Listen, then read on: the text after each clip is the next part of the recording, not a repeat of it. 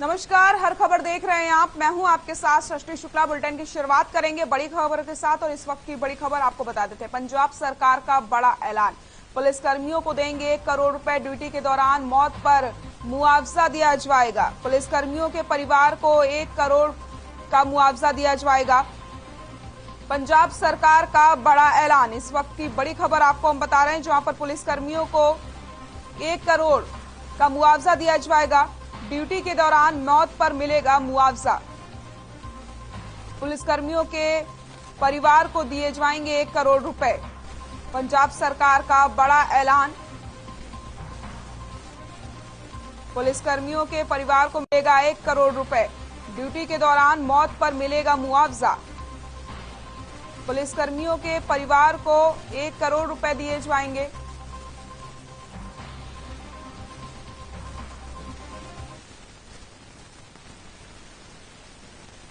उप मुख्यमंत्री दुष्यंत चौटाला ने श्रम, उद्योग और वाणिज्य विभाग के साथ साथ अग्निशमन सेवाएं निदेशालय के वरिष्ठ अधिकारियों की बैठक की अध्यक्षता करी। उन्होंने अधिकारियों को निर्देश दिए कि वो प्रदेश के सभी उद्योग के केमिकल स्टोरेज में अग्निशमन और गैस रिसाव से संबंधित सुरक्षा उपायों की जांच करके इस संबंध में एक स्टैंडर्ड ऑपरेटिंग प्रोसेस को तैयार किया जाए। साथ ही साथ संबंधित उद्योग अगले 60 दिन में अपनी सभी औपचारिकताएं पूरी कर ले और उसके बाद औचक निरीक्षण करके जांच आरंभ कर दें।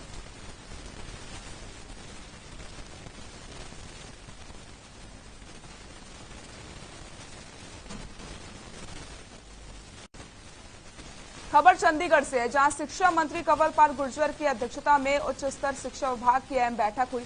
बैठक में एसीएस आनंद मोहन शरण समेत अन्य उच्च अधिकारी भी मौजूद रहे। वहीं इस बैठक के बाद शिक्षा मंत्री कंवरपाल गुर्जर ने बयान दिया कि कॉलेजों में प्रोफेसर के रिक्त पदों को भरने के लिए सरकार ने 1922 पदों के लिए HCSP को तुरंत प्रभाव से निर्देश दे दिए हैं। साथ ही शिक्षा मंत्री ने बताया कि 24 कॉलेजों की बिल्डिंग पूरी हो चुकी है और जल्द ही बाकी कॉलेज भी बनाए जाएंगे।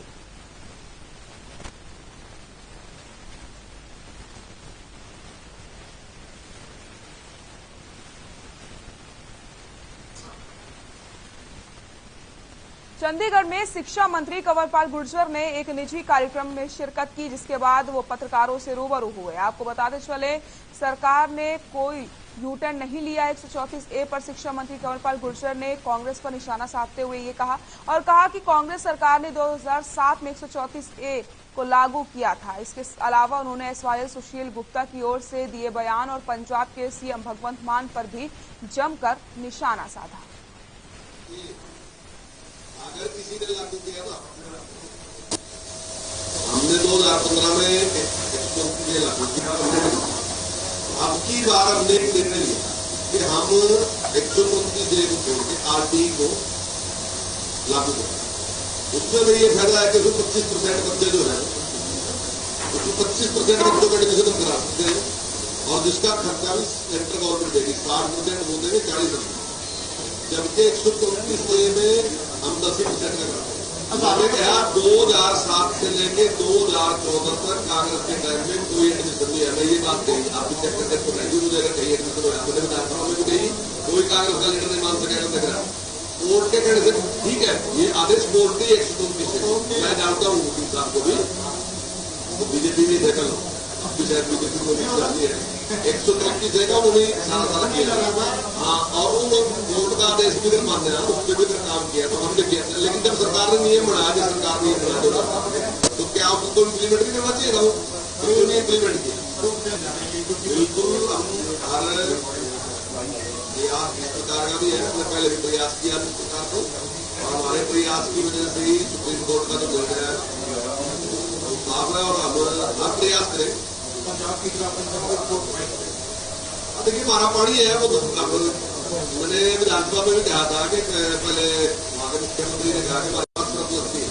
हमने सरप्लस मांगा नहीं है, हमने वही पानी मांगा जो हमारा अधिकार है, हिस्सा है। वहां जब हम अलग अलग हुए परिवार में थे करते अलग अलग हुए, तो जो चीज मेरे इससे नहीं वही चीज मांगा। पंजाब में मुख्यमंत्री से बयान हुआ था यही करें पहाड़ी पंजाब से लेके आए तो पंजाब का मुख्यमंत्री तो मैं प्रस्ताव पास किया चंडीगढ़ के लिए सुशील गुप्ता उसके बाद क्या कहे सुशील गुप्ता ऐसा इसी प्रकार का झूठ पकड़ेगा एक बहुत बड़ी है उसका जिस प्रकार से वो पहाड़ी के बारे में दिल्ली के बारे में इसी प्रकार करते हैं पहाड़ी इंडिया करके आज तक जब से हमारी सरकार बनी कभी भी उनके सिर में कुर्सी आज तक नहीं हुआ। पूर्व मुख्यमंत्री भूपेंद्र सिंह हुड्डा इंद्री हल्के के गांव कमालपुर रोडान में जश के परिवार को सांत्वना देने पहुंचे, जहां जस हत्याकांड पर भूपेंद्र सिंह हुड्डा ने बोलते हुए कहा कि ये काम किसी इंसान का काम नहीं है बल्कि राक्षस का काम है। ऐसे व्यक्ति के खिलाफ सख्त से सख्त सजा होनी चाहिए। वहीं पूर्व सीएम भूपेंद्र सिंह हुड्डा ने परिजनों से बातचीत की और सीबीआई की जांच की मांग करते हुए सरकार को परिवार को संतुष्टि देनी चाहिए। उन्होंने ऐसा भी कहा।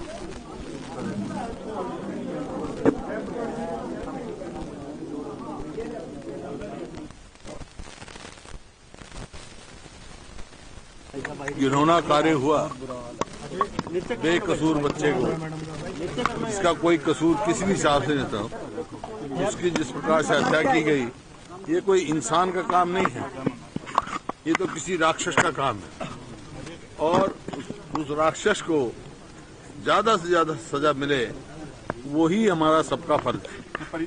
और जो बताया जैसे परिवार वालों ने, इन्होंने कहा कि जांच से पूरी संतुष्टि नहीं है, तो इनकी मांग है सीबीआई की जांच। तो मैं भी हरियाणा सरकार से भी और मुख्यमंत्री से भी बात करूंगा और ये पुरजोर मांग करता हूं कि परिवार की संतुष्टि होनी चाहिए, सीबीआई की जांच।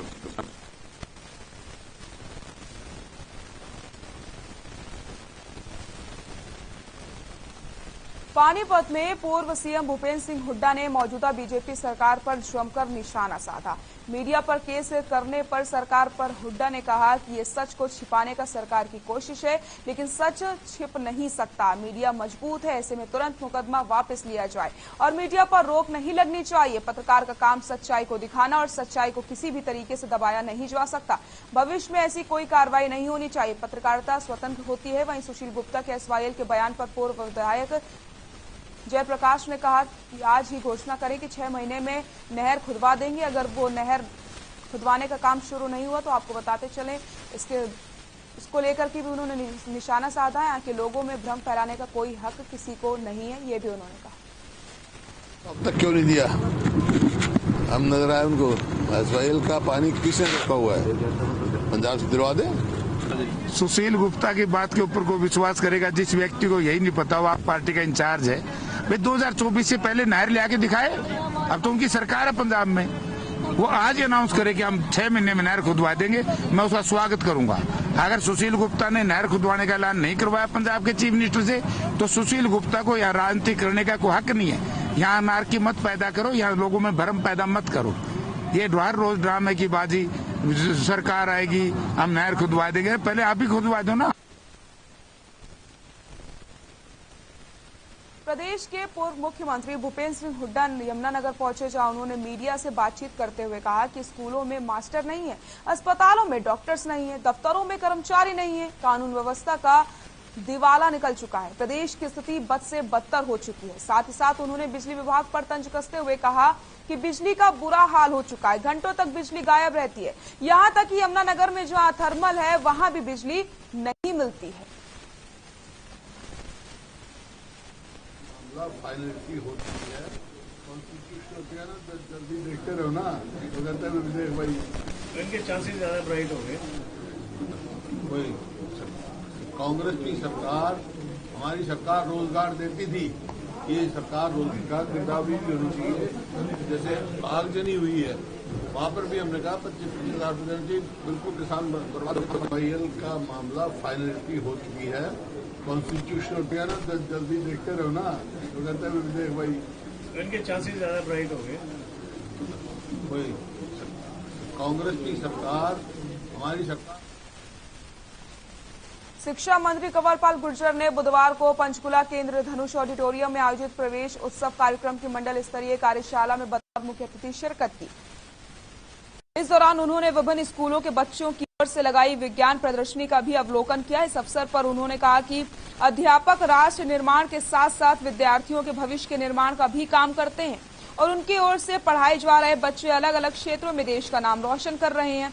अपने संबोधन में शिक्षा मंत्री ने कहा कि पिछले वर्ष सरकारी स्कूलों में लगभग 4.5 लाख विद्यार्थियों के दाखिले हुए थे। हमारा प्रयास है कि इस वर्ष भी स्कूलों में विद्यार्थियों की संख्या पिछले वर्ष से ज्यादा होगी। आज पूरे प्रदेश के सरकारी स्कूलों को इनसे प्रेरणा लेने की जरूरत है।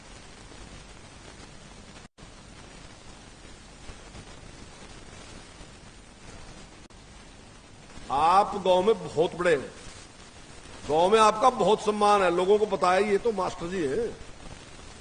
और मेरा एक और दूसरा मानना है कि आप राष्ट्र निर्माण का काम कर रहे हैं, आप नौकरी नहीं कर रहे। आज तक आपने कभी भी, जब से मैं शिक्षा मंत्री बना, आपने बार बार सुना होगा मास्टर कोई नौकरी नहीं करने वाला आदमी नहीं है। नौकरी करने वाले और सारे लोग नौकरी करने वाले हैं, मास्टर नौकरी करने वाला आदमी नहीं। मास्टर तो राष्ट्र निर्माण करने वाला व्यक्ति है।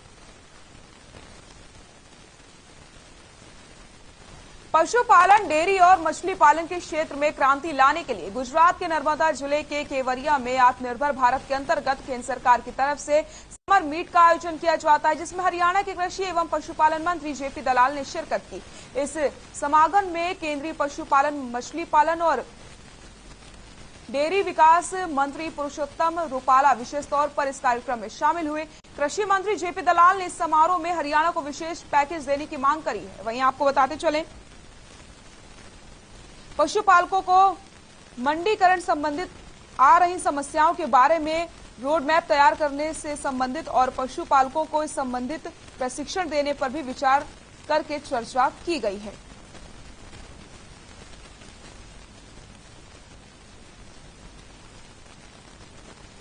धर्मनगरी कुरुक्षेत्र में जिला कष्ट निवारण समिति की बैठक होती है, जिसमें काफी हंगामा देखने को मिला। बैठक में 1/3 शिकायतें लंबित रही, जबकि महज 2/3 शिकायतों का निपटारा हो सका। बैठक में फरियादी अपनी अपंग पुत्रवधू के लिए हरियाणा शहरी विकास प्राधिकरण अधिकारी की ओर से की गई प्रताड़ना और कार्यप्रणाली से दुखी होकर फूट फूट कर रोने लगा, तो सब स्तब्ध रह गए। इस पर मंत्री कमलेश डांडा बोली, सरकार ने इस बार कोरोना को लेकर पूरी तैयारियां कर ली हैं। प्रदेश में स्वास्थ्य विभाग कोरोना से निपटने के लिए बिल्कुल तैयार है।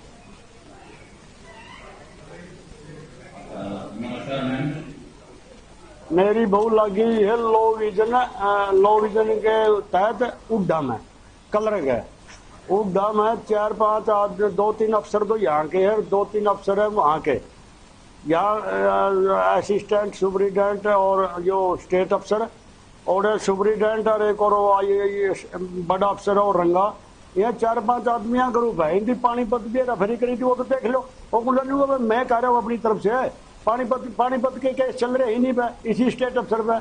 और भाई इसका बाप था एसपी और दूसरा मंत्री, ये क्या सोचा है, हर आदमी ने दबाने की सोचा है।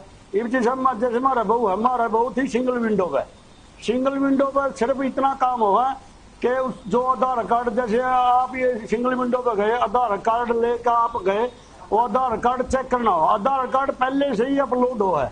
सिंगल विंडो का यही काम है, बस आधार कार्ड चेक करना।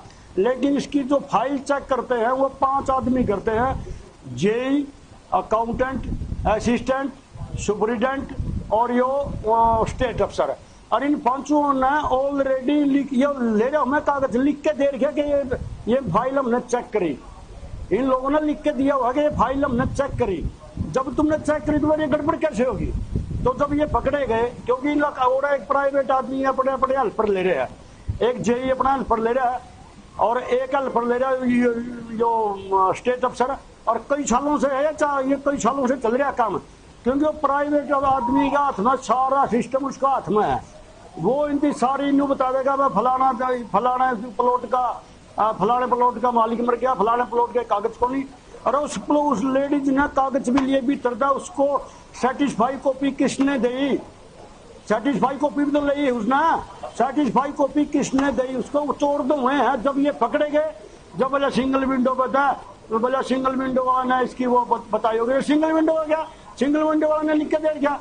आज जिला कुरुक्षेत्र की जो जिला कष्ट निवारण समिति की बैठक थी, उसमें मेरे पास 15 एजेंडे आई थी, 15 शिकायतें थी, जिसमें से 10 फाइल होगी और 5 पेंडिंग है।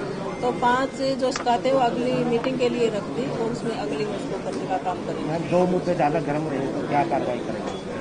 बिल्कुल आपके सामने ही बात हुई है। इस पे हमको बोल दिया अधिकारियों को भी, जिनका एप्लीकेशन लिख के तो उनका जांच बनता है, उस पर कार्रवाई करेंगे और उनको बिल्कुल न्याय मिलेगा। और हर एक आदमी को जो उनकी शिकायत है, कोई काम है, जिससे भी अधिकारी के संबंधित है, उसको आदेश निर्देश दिए, उसको पूरा करने का काम करें।